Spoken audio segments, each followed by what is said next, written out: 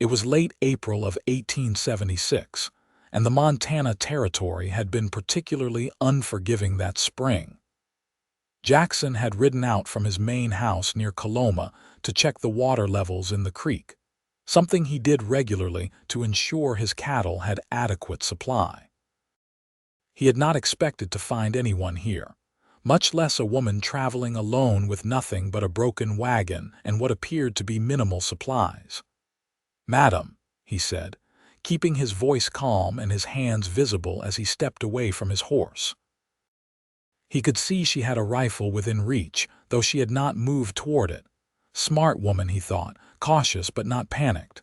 "You all right?" The woman stood slowly, brushing dust from her split riding skirt. She was younger than he had first thought, probably in her early 20s, with intelligent green eyes that assessed him carefully. "I suppose that depends on your intentions, mister. This is my land you are standing on." Jackson blinked in surprise. "Your land?" "Madam, this creek runs between my ranch and the old Calloway property, which has been abandoned for near about 3 years now since old Walter passed. Unless," he stopped, realization dawning. "Are you kin to Walter Calloway?" "Zadie Calloway," she said, relaxing slightly but still maintaining her distance. "Walter was my grandfather's brother. I inherited the property when he died, but it took this long for the lawyer to track me down in Philadelphia and for me to arrange passage west. I arrived in Coloma 2 days ago, and when I saw the state of the house, I decided to camp out here by the water until I could figure out what to do." Jackson removed his hat, running a hand through his dark hair. He was 26 years old and had been running this ranch since his father died 5 years prior. He knew the Calloway property well, 1,500 acres of good grazing land with a decent house that had fallen into disrepair. "The house is that bad. The roof has caved in on the eastern side, the porch is rotted through in places, and I am fairly certain something has made a nest in what used to be the kitchen," Zadie said. And despite the dire description, there was a hint of wry humor in her voice. "I am beginning to think my great-uncle's lawyer may have oversold the condition of my inheritance." Jackson found himself smiling despite the situation. There was something refreshing about her directness. Most Eastern women he had encountered wilted at the harsh realities of Montana Territory life, but this one seemed determined to find humor where she could. "I reckon he might have it that. Look, Miss Calloway, I do not mean to overstep, but it is going to storm tonight. You can see the clouds building up over the mountains. That canvas will not keep you dry, and the creek can rise fast when the rains come. My ranch house is about 3 miles northeast of here. You would be welcome to stay in the guest room until we can figure out what to do about your situation." Zadie studied him for a long moment, and Jackson could see the internal debate playing out behind her eyes. She was a stranger in a strange land, and he was a man she had just met. But the alternative was spending a stormy night in a broken wagon with inadequate shelter. "How do I know I can trust you?" she asked bluntly. "You do not," Jackson admitted, "but I give you my word as a gentleman that you will be treated with nothing but respect under my roof. My ranch hand, Miguel, and his wife Rosa live in the small house near the barn. Rosa would be happy to chaperone if that would make you more comfortable, and tomorrow in the daylight you can ride back here or into town, whichever you prefer." The wind picked up, carrying with it the scent of rain. Zadie glanced at the darkening sky, then back at him. "All right. But I am bringing my rifle." "I would expect nothing less," Jackson said. "Let me help you load what you need onto my horse. We can come back for the wagon tomorrow with tools to fix that wheel." They worked together in companionable silence, and Jackson found himself noticing small things about her: the competent way she packed her belongings, the fact that she had clearly been raised with some practical knowledge, despite coming from a city, the determined set of her jaw that suggested she was not accustomed to giving up easily. By the time they had secured her bags and she had doused the fire, the first fat raindrops were beginning to fall. "Can you ride?" he asked. "I have been on a horse before," she said, which he noted was not exactly an answer to his question. Jackson swung up into the saddle and extended his hand down to her. Zadie hesitated only briefly before taking it, and he pulled her up to sit behind him. She settled onto the horse with reasonable grace, though he could tell she was not entirely comfortable. "You will want to hold on," he said. "The terrain gets rough in places." He felt her arms wrap tentatively around his waist, and then they were moving, the horse picking up speed as the rain began to fall in earnest. Jackson leaned forward slightly to shield them both from the worst of it, and he felt Zadie press closer against his back, her grip tightening. Thunder rumbled across the sky, and his horse, well trained as she was, maintained her steady pace. By the time they reached the ranch house, they were both soaked through. Jackson helped Zadie down and quickly ushered her onto the covered porch.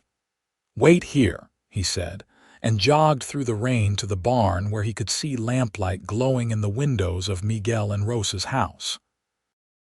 He knocked quickly and Miguel opened the door, surprise evident on his weathered face. "Boss, what are you doing out in this storm?" found a woman camped by the creek. "She is Walter Calloway's heir, come to claim his property. The wagon is broken and the house is unlivable. I brought her here, but I need Rosa to come help make her comfortable and proper." Miguel nodded immediately and turned to call his wife. Rosa appeared a moment later, already wrapping a shawl around her shoulders. She was a warm-hearted woman in her 40s who had worked for Jackson's family since before his father died. "The poor thing must be frozen through. Come, let us go." Jackson led them back to the house where Zadie stood dripping on the porch, her rifle held carefully away from her wet clothing.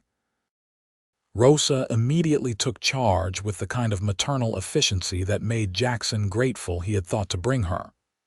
"Mija, come inside. We need to get you into dry clothes before you catch your death. Jackson, you go change. I will take care of our guest." Jackson nodded and headed upstairs to his own room, peeling off his wet shirt and trousers. He could hear Rosa's voice drifting up from the guest room, warm and soothing, speaking in a mix of English and Spanish as she helped Zadie. He changed into dry clothes and went downstairs to build up the fire in the main room and put coffee on to boil. When Zadie emerged 20 minutes later, she was wearing a simple dress that Rosa must have found in the closet it had belonged to Jackson's mother, carefully preserved over the years. It was slightly too large on Zadie's slender frame, but the deep blue color brought out her eyes. Her hair, freed from its braid, fell in damp waves around her shoulders. "Thank you," she said quietly, accepting the cup of coffee Jackson offered. "For your kindness. I know I am an unexpected burden." "Not a burden," Jackson said, settling into the chair across from her while Rosa bustled about in the kitchen, preparing something for them to eat. Montana territory can be harsh on those who do not know its ways. It is simply the neighborly thing to do. Zadie smiled at that, wrapping her hands around the warm cup. "I suspect there are many who would not be so neighborly to a strange woman camping on disputed land." "The land is not disputed if you have the deed," Jackson pointed out. "Do you?" "Have the deed, I mean." "I do. The lawyer gave me all the paperwork before I left Philadelphia." She paused, taking a sip of coffee. "I know this must seem foolish to you. A city woman coming west with no husband, no family, trying to claim a broken-down ranch she has never seen. But I had nothing keeping me in Philadelphia. My parents died 2 years ago in a fever outbreak, and I was working as a seamstress, barely making enough to pay for a rented room. When the lawyer found me, it seemed like providence. A chance to start over, to have something of my own." There was a vulnerability in her voice that made Jackson's chest tighten. He understood loss. His own mother had died giving birth to his stillborn sister when Jackson was 15, and his father had worked himself into an early grave trying to keep the ranch running alone. "It is not foolish," he said firmly. "Taking a chance on a better life takes courage, but I will be honest with you, Miss Calloway. That property needs a lot of work and you cannot do it alone. The house needs major repairs. You will need to assess what kind of livestock operation you want to run, and you will need hands to help you. Do you have funds for that?" Zadie's expression grew troubled. "Some. Not much." The inheritance included a small amount of money Walter had saved, but the lawyer's fees took a substantial portion. "I have enough to survive on for perhaps 6 months if I am very careful, but not enough to hire workers or buy cattle." Jackson thought for a moment, turning over possibilities in his mind. Rosa appeared with plates of warm food, beans, cornbread, and strips of salted pork, and they ate while he considered. When they had finished, he leaned forward, his elbows on his knees. "I have a proposition for you. My ranch does well enough, but I have been wanting to expand for some time. The Calloway property shares borders with mine on 2 sides, and that creek is a vital water source for both spreads. If you are willing, we could work together. You let me run cattle on your land, and in exchange, my men and I will help repair your house and get your ranch operational. When you are ready to run your own herd, we can renegotiate terms." Zadie set down her cup, her eyes sharp and considering. "What would the terms be for using my land?" "Fair market rate for leasing grazing land, but I would deduct the cost of materials and labor for the repairs. I would keep clear accounting of everything so you could see exactly where the money goes." He held her gaze steadily. "I know you have no reason to trust me yet, Miss Calloway, but I am making this offer in good faith. You need help, and I could benefit from the additional land. It seems a sensible arrangement for both of us."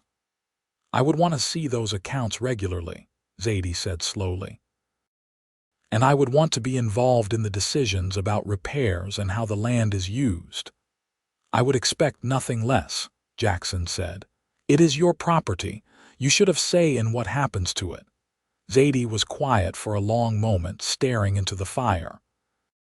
When she looked back at him, there was determination in her eyes. "All right. We have an agreement, Mr. Hartley, but I want it in writing." Jackson felt a smile tug at his lips. She was sharp, this one. "I can have papers drawn up in town tomorrow if the weather clears. In the meantime, you are welcome to stay here. The guest room is yours for as long as you need it." "I do not want to impose," Zadie began, but Rosa cut her off with a gentle laugh. "Mija, this house has been too quiet with just Jackson rattling around in it. It will be good to have another woman here. You stay and you let us help you. That is what neighbors do." Zadie's eyes grew suspiciously bright and she blinked rapidly. "Thank you, both of you. I do not know how I can ever repay such kindness." "Help me figure out how to get your ranch running," Jackson said. "That will be payment enough." The storm raged through the night, but inside the ranch house it was warm and dry. Jackson lay in his bed, listening to the rain hammer against the roof, and found his thoughts drifting repeatedly to the woman sleeping in the guest room down the hall. There was something about Zadie Calloway that intrigued him, her spirit, her determination, the way she had not hesitated to negotiate terms even when she was in a vulnerable position. She was unlike any woman he had met before, and he found himself looking forward to morning and the work they would do together. When dawn broke clear and bright, the world washed clean by the storm, Jackson rose early and found Zadie already awake, standing on the front porch with a cup of coffee and watching the sun paint the mountains gold and pink. She had braided her hair again and was wearing her own clothes, now clean and dry. "It is beautiful," she said softly when she heard him approach. "I have never seen anything like this. In Philadelphia, the buildings block out so much of the sky." "It is something special," Jackson agreed, coming to stand beside her. "I have been here all my life and it still takes my breath away sometimes." They stood in comfortable silence for a moment before Zadie spoke again. "I want to see the house today. My house. I need to know exactly what I am dealing with." "We can ride out after breakfast," Jackson said. "I will bring Miguel and some tools. We can at least patch the roof enough to keep more rain from getting in." The ride to the Calloway property in the daylight revealed details that had been hidden the night before. The land itself was good rolling grassland with copses of cottonwoods and aspen, the creek winding through it like a silver ribbon. Cattle could thrive here, Jackson thought. The house, when it came into view, was worse than Zadie had described. It was a decent-sized structure that had once been well built, but years of neglect had taken their toll. The roof had indeed caved in on one side. Several windows were broken, and the whole place had an air of melancholy abandonment. Zadie dismounted and walked slowly toward it, her expression unreadable. Jackson and Miguel followed at a respectful distance, letting her take it in. She climbed carefully onto the porch, testing each board before putting her weight on it, and pushed open the front door. Jackson watched her disappear inside and waited, giving her privacy for this first real encounter with her inheritance. When she emerged several minutes later, her face was smudged with dust, but her expression was resolute. "It is bad," she said, "but not impossible. The main structure seems sound. It is mostly the roof and interior damage from weather." "That is what I was thinking," Jackson said, relieved that she had not been overwhelmed into giving up. "Miguel, what do you think? 4, maybe 5 weeks of solid work to make it livable?" Miguel walked around the structure, examining it with an experienced eye. "See, maybe 6 to be safe. We will need lumber, new shingles, glass for the windows. The chimney needs work too, I think. But yes, it can be done." Zadie turned to Jackson. "And you are certain you want to do this? It is a significant investment of time and materials." "I am certain," Jackson said. "Shall we ride into town and get those papers drawn up? The sooner we make this official, the sooner we can start work." The ride into Coloma took about an hour. The town was small but growing, with a main street lined with wooden buildings, a general store, saloon, church, lawyer's office, blacksmith, and assorted other establishments. Jackson noticed the way people watched them as they rode in together, curiosity evident on their faces. It was not every day a stranger arrived in town, especially not a young woman alone. They tied their horses outside the lawyer's office, and Jackson held the door open for Zadie. The lawyer, a man named Edward Preston with wire-rimmed spectacles and ink-stained fingers, looked up from his desk with interest. "Jackson Hartley, good to see you, and this must be Miss Calloway. I heard you had arrived in town." "News travels fast," Zadie said dryly. "It does in Coloma," Preston agreed with a slight smile. "What can I do for you both?" They laid out their arrangement, and Preston took notes, asking clarifying questions and suggesting modifications to protect both parties. By the time they finished, they had a solid agreement that spelled out the terms of the lease, the accounting procedures, and the conditions under which the arrangement could be renegotiated or terminated. Jackson and Zadie both signed, and Preston witnessed the signatures. "I will keep the original on file here," Preston said, "and I will make copies for each of you. Miss Calloway, might I say it is good to see Walter's property going to family. He was a good man, and he would be pleased to know you are making use of his land." "Did you know him well?" Zadie asked. "Well enough. He was a client of mine for many years before his health began to fail. Toward the end, he spoke often about hoping his family back east would benefit from what he had built here. I am glad we were able to track you down. After leaving the lawyer's office, they stopped at the general store to order supplies. The proprietor, a round-faced woman named Mrs. Henderson, greeted Jackson warmly and eyed Zadie with barely concealed curiosity. "Who is your friend, Jackson?" "Mrs. Henderson. This is Miss Zadie Calloway. She has inherited Walter Calloway's property and will be our new neighbor." Mrs. Henderson's eyebrows shot up. "Well, that is news indeed. Welcome to Coloma, Miss Calloway. If there is anything you need, you just let me know. We take care of our own here."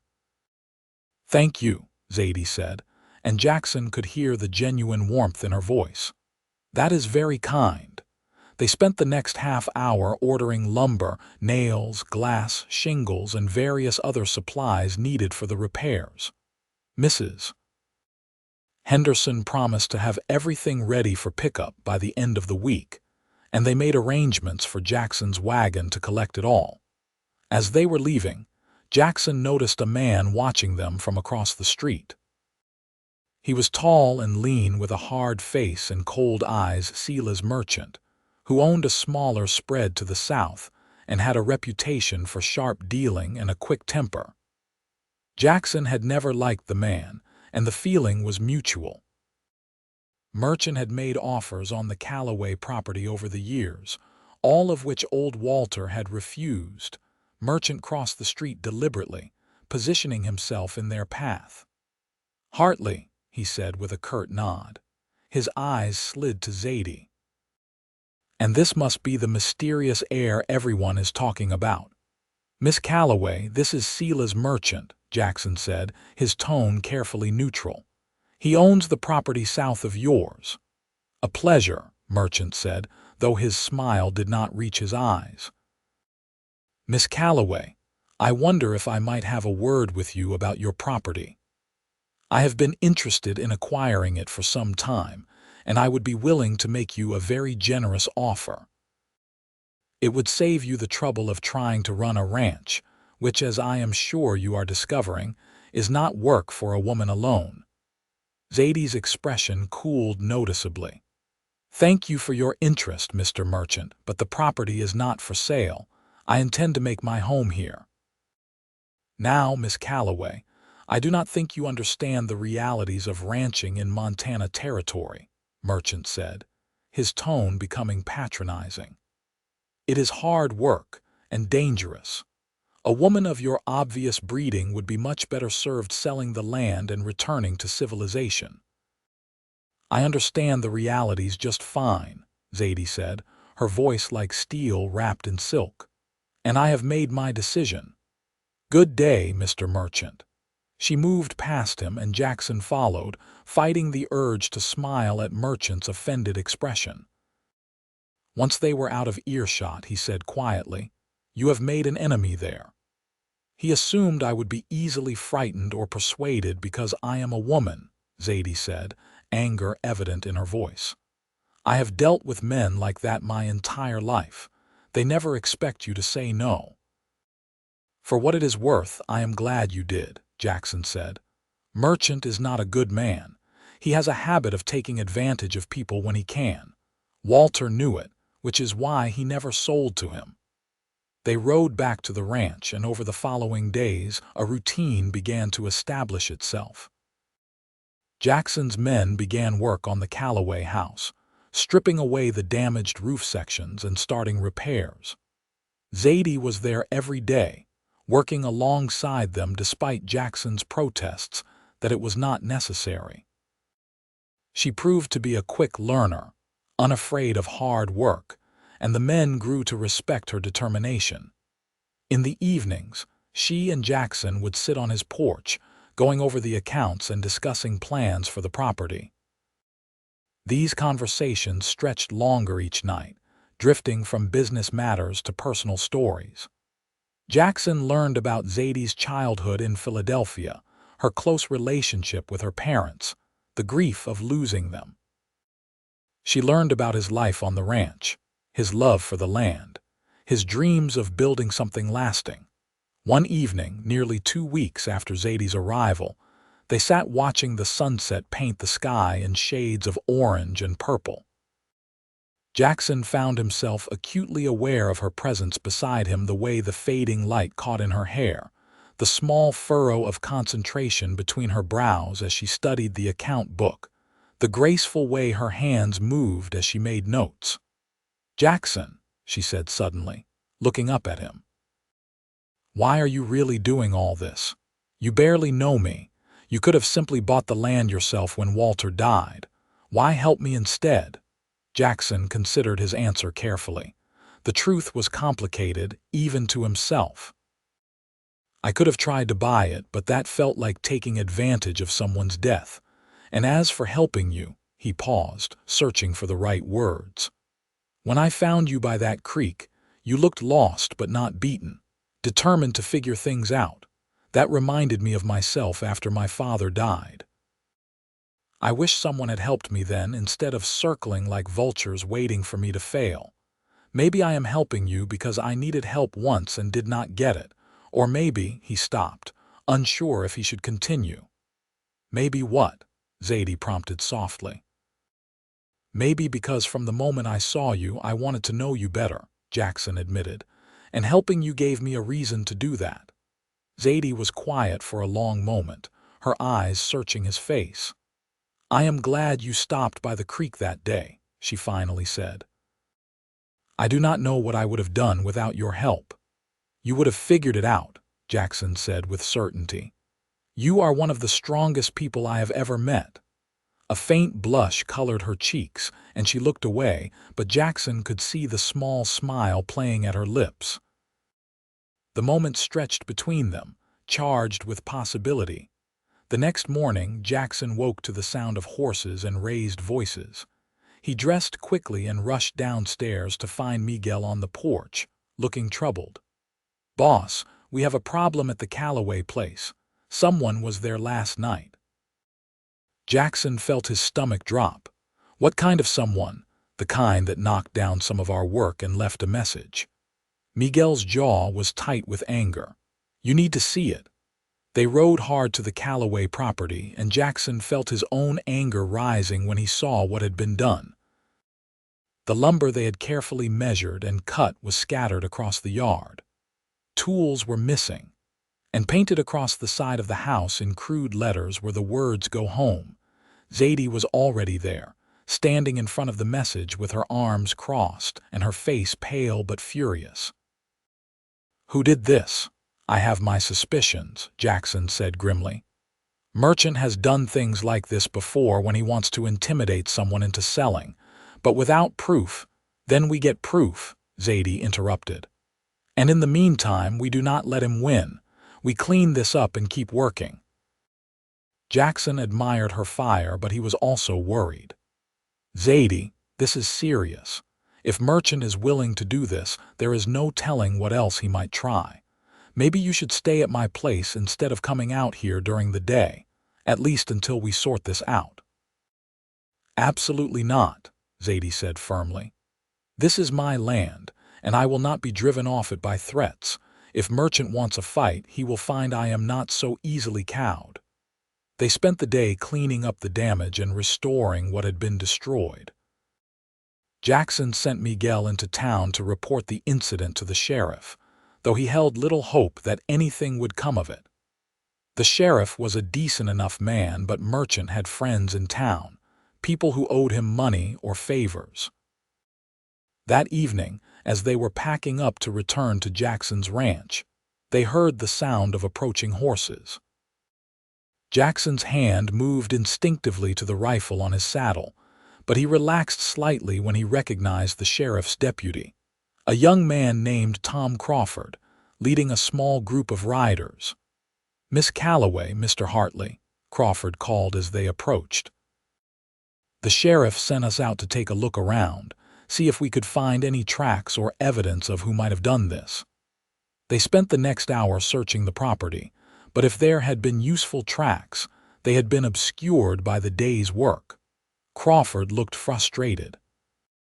"I am sorry, Miss Calloway.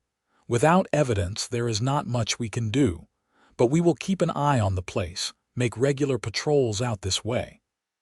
"Thank you," Zadie said, though Jackson could hear the disappointment in her voice. After Crawford and his men left, Jackson turned to Zadie. "I know you do not want to hear this, but I think we should take turns keeping watch at night, at least for a while." Zadie looked like she wanted to argue, but practicality won out. "All right, but I take a watch too. I am not helpless." "I never thought you were," Jackson said. "We can work out a schedule. Miguel, myself, and you in rotation." Over the next week, they maintained their vigilance, but there were no more incidents. The work on the house progressed steadily, and slowly it began to look like a home again. The roof was repaired and weather-tight, the windows replaced, the porch rebuilt. They cleared out the debris from inside and began the work of making the interior livable. Zadie threw herself into this work with enthusiasm, scrubbing floors and walls, helping to repair the damaged plaster, even learning basic carpentry from Miguel. Jackson found himself watching her when he thought she was not looking, admiring the way she refused to give up, the joy she took in each small improvement to her property. One afternoon, they were working together to install new cabinets in the kitchen when their hands accidentally touched reaching for the same tool. The contact sent a jolt through Jackson that had nothing to do with surprise, and everything to do with the growing feelings he had been trying to ignore. Zadie felt it too. He could see it in the way her eyes widened, the quick intake of her breath. "Jackson," she said softly, not pulling her hand away. Whatever she had been about to say was interrupted by the sound of a horse approaching at speed. They both turned to see one of Jackson's ranch hands, a young man named Billy, riding hard toward them. "Boss, you need to come quick. There is trouble at the ranch." Jackson felt his heart sink. "What kind of trouble?" "Fire. Someone set fire to the hay barn." They mounted immediately and rode as fast as they dared. Jackson could see the smoke rising in the distance, a dark column against the blue sky. By the time they arrived, the barn was fully engulfed, flames leaping high into the air. Miguel and the other hands were forming a bucket brigade from the well, desperately trying to keep the fire from spreading to the other buildings. Jackson threw himself into the effort, working alongside his men to contain the blaze. It took hours, but eventually the fire was brought under control, though the hay barn was a complete loss. As the smoke cleared and exhaustion set in, the sheriff arrived with several deputies. "Jackson, I am sorry," Sheriff Morrison said, surveying the damage. "This is the second incident in as many weeks. I think we need to have a serious conversation about who might be behind this." "I think we both know who is behind it," Jackson said, anger and frustration making his voice harsh. "Sela's merchant wants the Calloway land, and he is trying to intimidate Miss Calloway into selling. When that did not work, he came after me to make helping her too costly." "Those are serious accusations," Morrison said carefully. "Do you have any evidence?" "Just a gut feeling and a pattern of behavior," Jackson admitted. "But it is enough for me." Morrison sighed. "I understand your anger, but I need more than suspicion to arrest a man. I will talk to Merchant, see if he has an alibi for today. In the meantime, I will have my deputies increase patrols in this area." After the sheriff left, Zadie approached Jackson where he stood staring at the smoldering ruins of his barn. Her face was streaked with soot and worry. "This is my fault," she said. "You are being targeted because you are helping me." "No," Jackson said firmly, turning to face her. "This is Merchant's fault for being a vindictive, greedy coward. You did not do this." "But if I had not come here, if I had just sold the property, then Merchant would have won," Jackson interrupted. "And he would have learned that intimidation and threats work. Is that the lesson you want him to learn?" Zadie's jaw set stubbornly. "No. but I do not want you to suffer because of me either." Jackson reached out and took her hand, the same hand that had touched his earlier, and this time neither of them pulled away. "Zadie, I want you to understand something. What I feel for you has nothing to do with the land or our business arrangement. Over these past weeks, I've come to care for you deeply. You are brave and strong and determined, and you do not let anything break you. Helping you is not a burden, it is a privilege. So please do not talk about leaving." Zadie's eyes filled with tears and she gripped his hand tightly. "I care for you too, more than I probably should after such a short time. But Jackson, what if he keeps escalating? What if someone gets hurt?" "Then we face it together," Jackson said. "And we make sure he answers for what he has done." That night, Jackson insisted Zadie stay at the main house rather than making the trip back to her property. They sat up late talking, and somewhere in the small hours of the morning, exhaustion gave way to something deeper. Jackson reached out and cupped her face gently, giving her time to pull away if she wanted. Instead, she leaned into his touch, and when he kissed her, it felt like coming home. "I love you," he whispered against her lips. "I know it is too soon and there is so much uncertainty, but I love you, Zadie Calloway." "I love you too," she breathed. "God help me, but I do."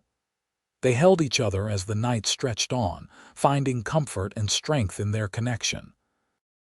When morning came, they woke with renewed determination.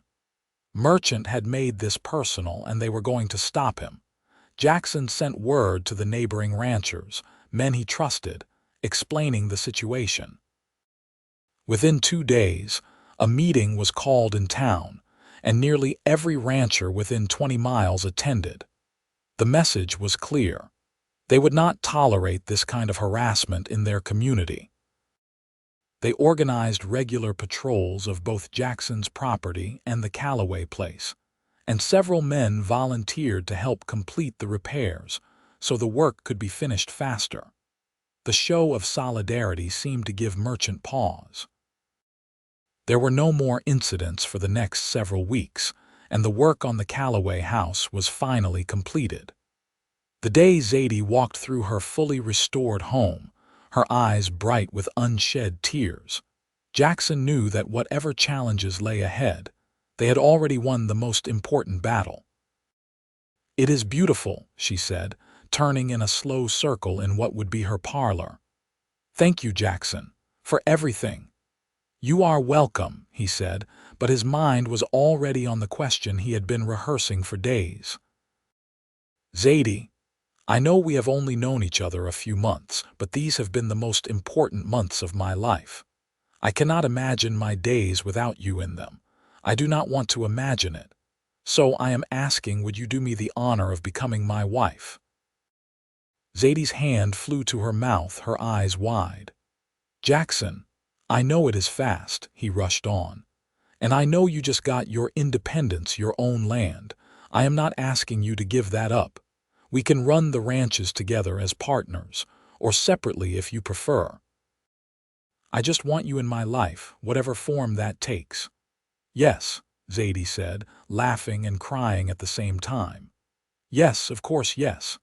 Jackson pulled her into his arms and kissed her deeply, pouring all his love and hope into it. When they finally broke apart, they were both breathless and grinning like fools. "We should probably tell Rosa," Zadie said, tucking herself against his chest. "She will want to help plan the wedding." "She will probably take over planning the wedding," Jackson corrected with a laugh. "But yes, we should tell her." The news spread through Coloma like wildfire, and the response was overwhelmingly positive. The town had taken Zadie to their hearts over the past months, impressed by her determination and work ethic.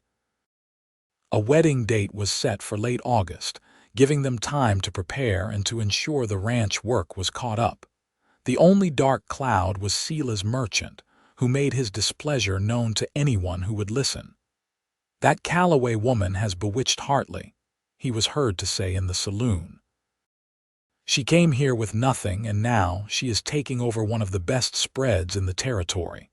Mark my words, no good will come of it." Jackson heard the talk but refused to let it poison his happiness.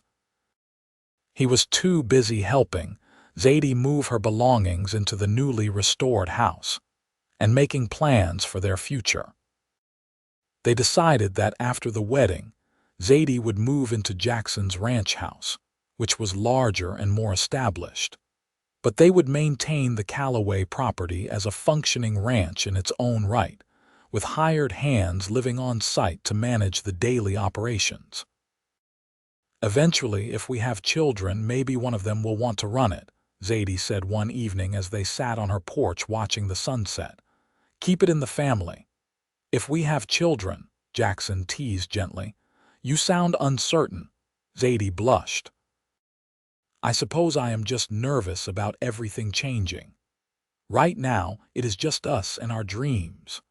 Once we are married, once we start building a life together, what if something goes wrong?" Jackson took her hand, threading his fingers through hers. "Then we will handle it together, just like we have handled everything else. Zadie, I cannot promise that our life will be easy or that nothing bad will ever happen. But I can promise that I will be by your side through all of it, and that I will love you every single day." "That is all I need to hear," she said, leaning her head on his shoulder. The week before the wedding, Jackson was in town picking up supplies when he overheard a conversation that made his blood run cold. Two men he did not recognize were talking in low voices outside the saloon, and he caught the words Hartley, wedding day, and teach them a lesson. He immediately went to find the sheriff. "I think Merchant is planning something," he told Morrison. "I do not know what, but I heard men talking about the wedding day." Morrison took the threat seriously. "I will have deputies stationed around the church and at your ranch. If Merchant tries anything, we will be ready." The wedding day dawned clear and beautiful. Zadie stood in the small room behind the church, Rosa fussing over her dress while Mrs. Henderson looked on approvingly. The dress was simple but elegant, cream-colored with delicate embroidery at the collar and cuffs. Zadie's hair was swept up in a soft arrangement, and she wore a small necklace that had belonged to Jackson's mother, a gift he had given her the night before. "You look beautiful, Mija," Rosa said, tears in her eyes. "Jackson is a lucky man." "I am the lucky one," Zadie said softly. "I came here with nothing, expecting nothing, and I found everything I ever wanted."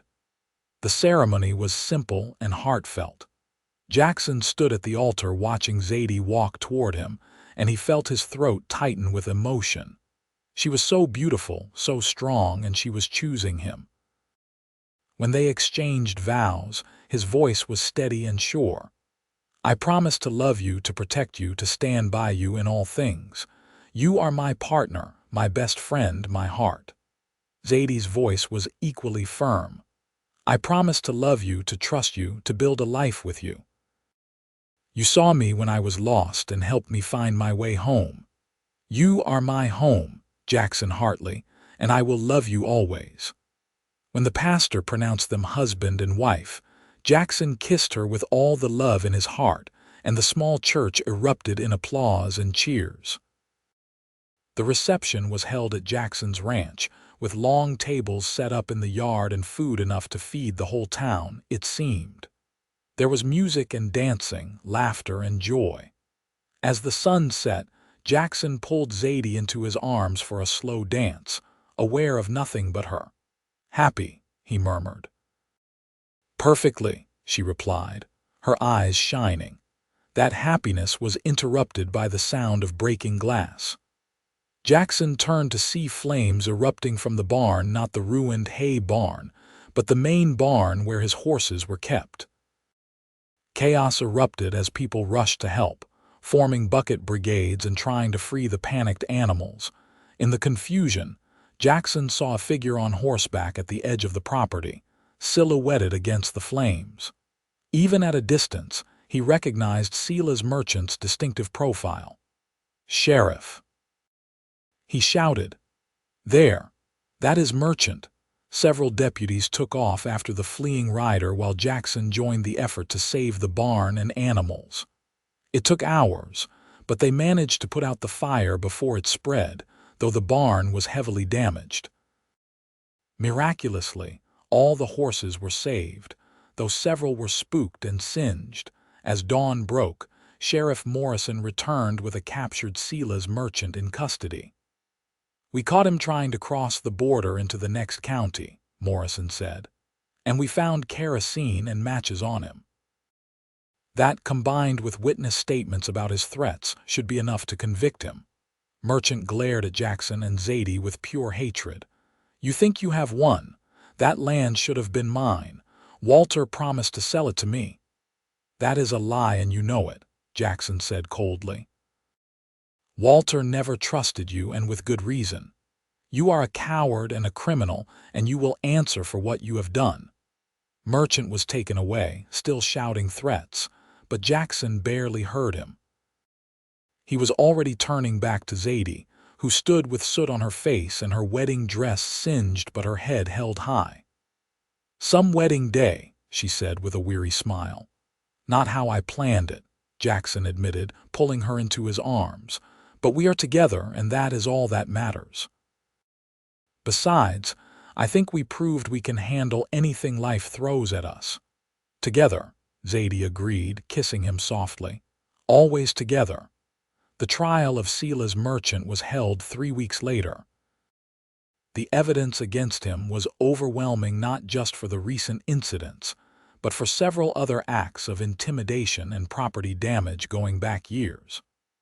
Other ranchers came forward with stories of threats and sabotage, all pointing to Merchant. He was sentenced to 10 years in the territorial prison, and his property was seized to pay restitution to his victims. With Merchant gone, peace settled over the valley.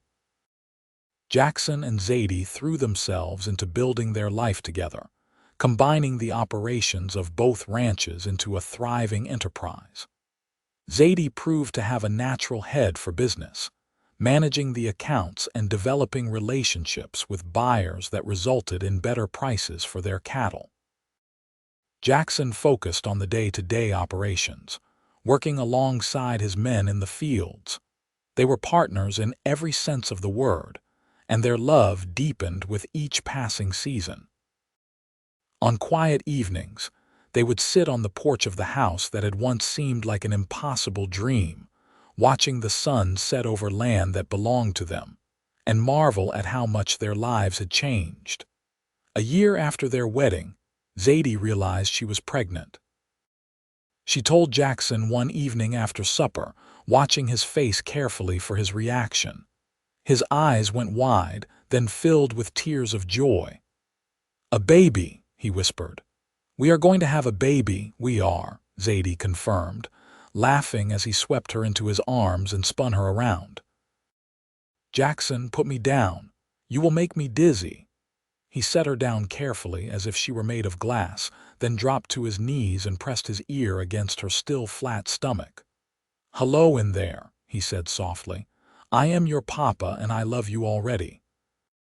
Zadie ran her fingers through his hair, her heart so full she thought it might burst. This man, this life, it was more than she had ever dreamed possible. The pregnancy progressed smoothly, though Jackson became comically overprotective, trying to prevent Zadie from doing any ranch work at all. She ignored him cheerfully, continuing to manage the accounts and make decisions, only reluctantly cutting back on physical labor as her belly grew. Rosa appointed herself as Zadie's keeper, making sure she rested and ate properly. In late spring of 1878, Zadie went into labor. It was long and difficult, and there were moments when Jackson feared he would lose her. But she was strong, his Zadie, and when dawn broke, their son's angry wails filled the house.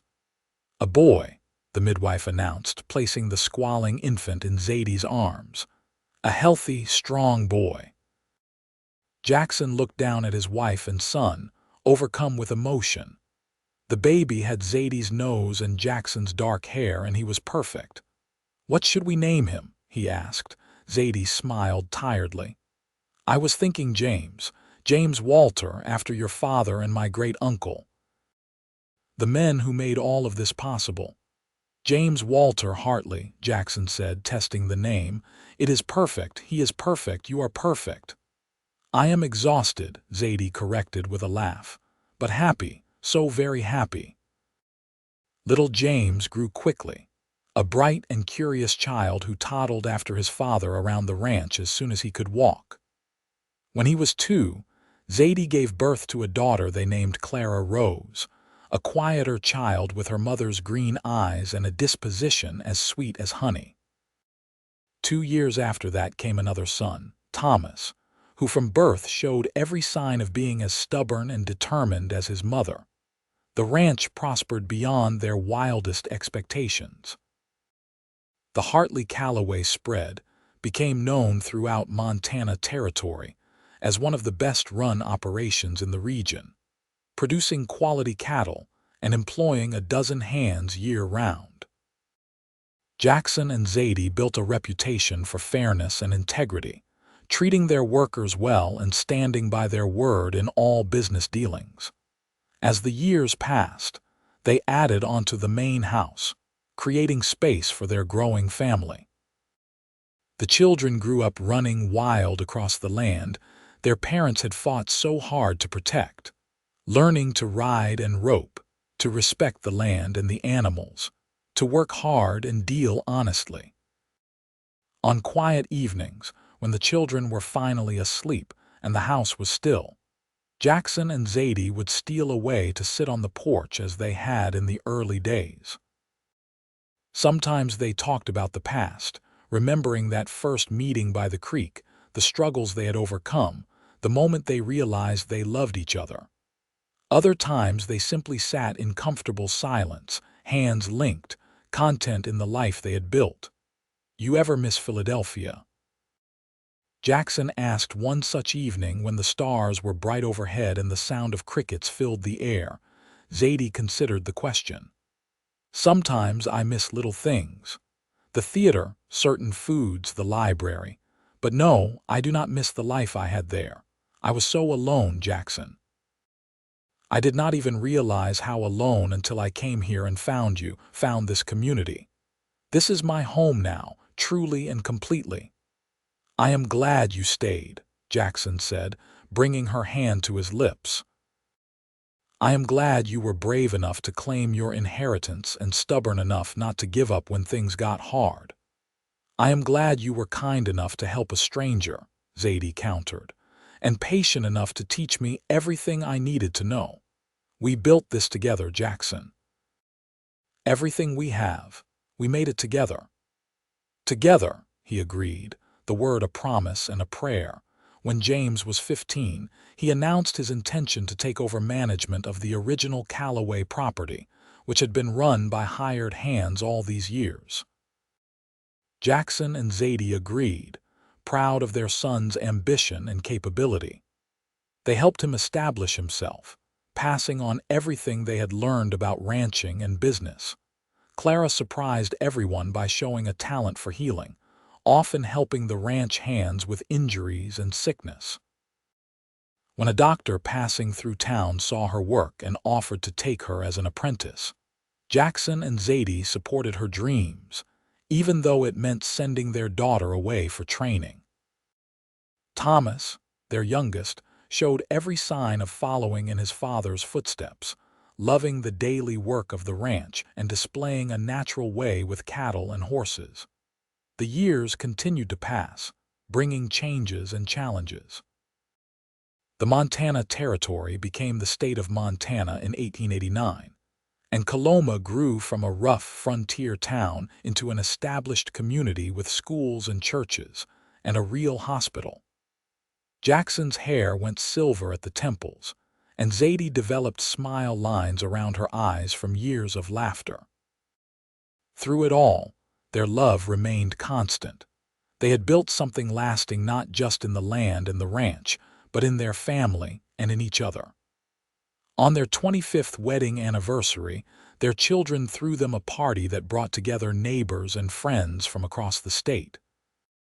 As Jackson and Zadie danced together while their grandchildren James had married and had 2 children of his own played at the edges of the celebration, they reflected on how far they had come. "You remember the day we met?" Jackson asked, pulling her close. "You were so fierce, standing there by your broken wagon with your rifle nearby, determined to make a go of it alone." "I was terrified," Zadie admitted, "but trying not to show it. And then you offered to help, and I did not know if I should trust you or run." "I am glad you trusted me," Jackson said. "So am I," Zadie replied, resting her head on his shoulder. "So am I."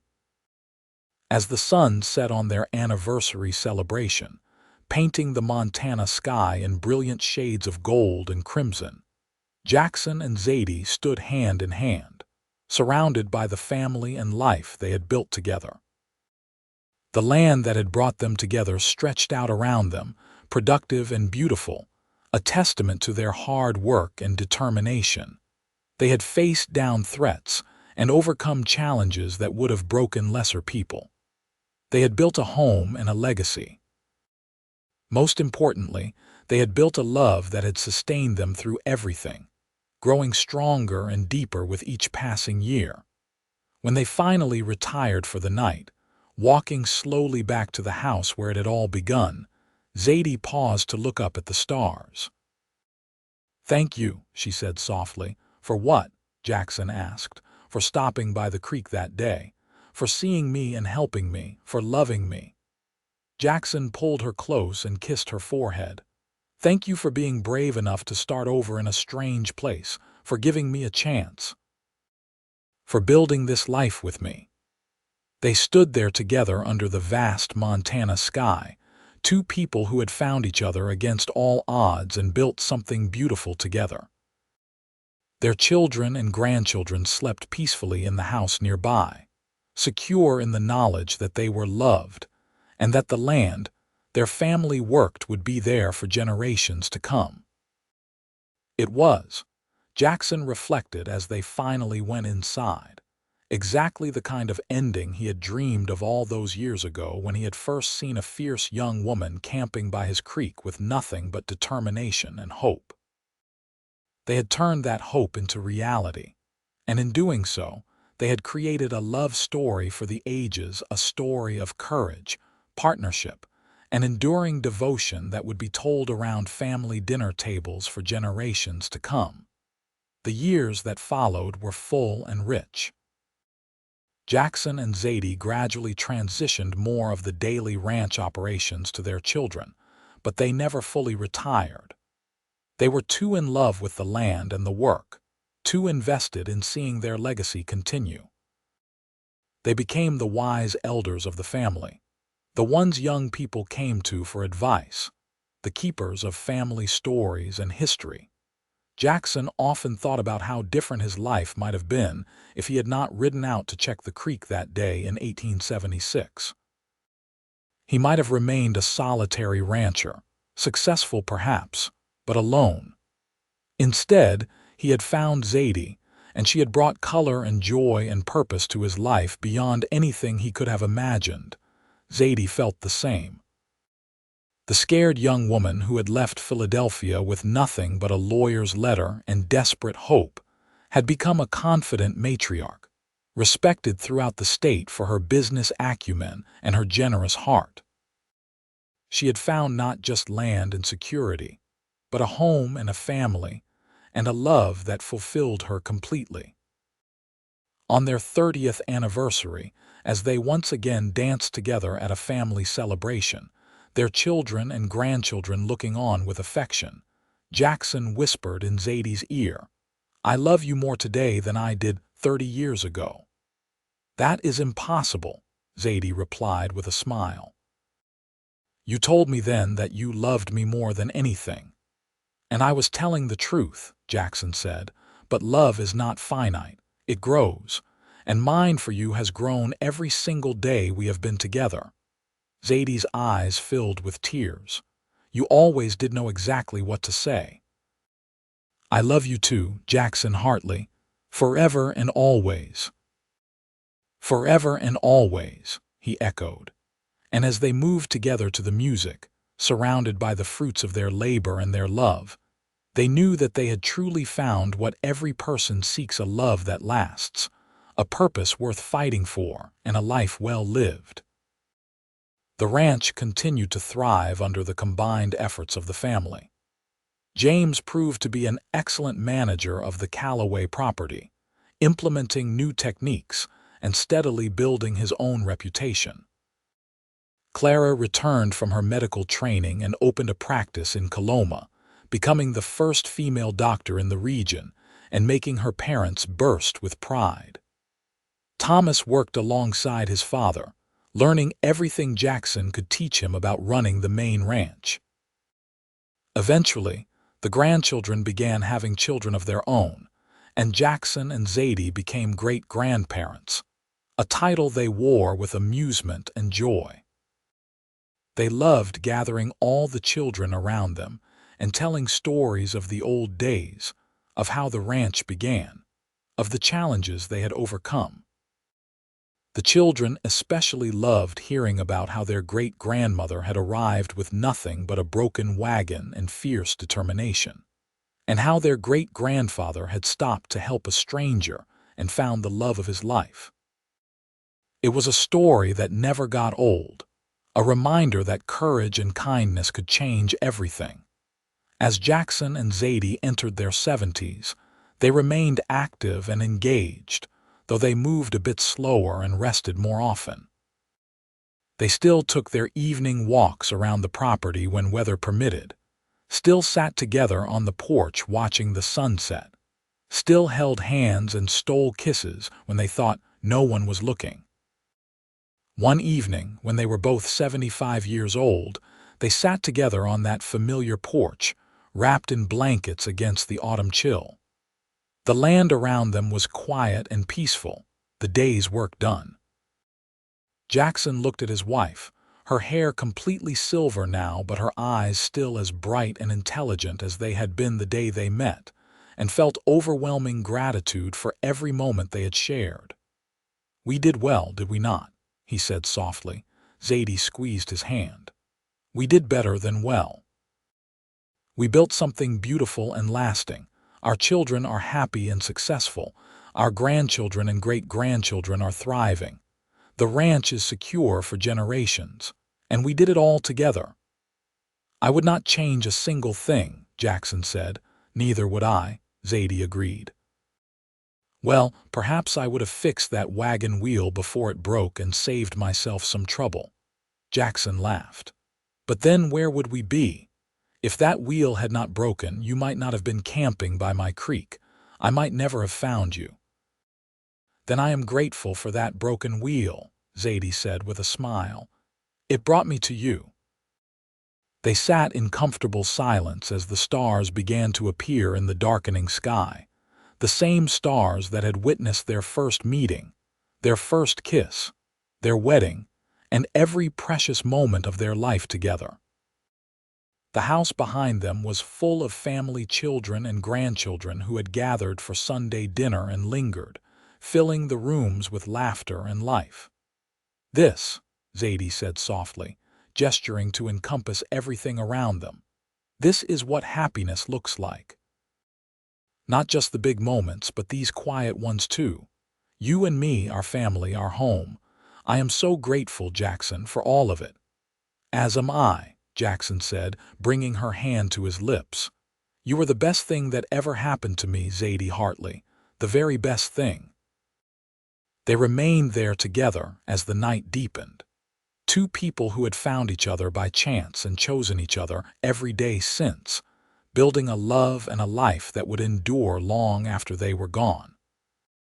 Their story would be passed down through generations, a testament to the power of courage, determination, and enduring love. And in the end, that was all anyone could ask for: a life well lived, a love well tended, and a legacy that would continue long into the future. Jackson and Zadie had all of that and more. And as they sat together under the Montana stars, they knew with absolute certainty that they had been blessed beyond measure.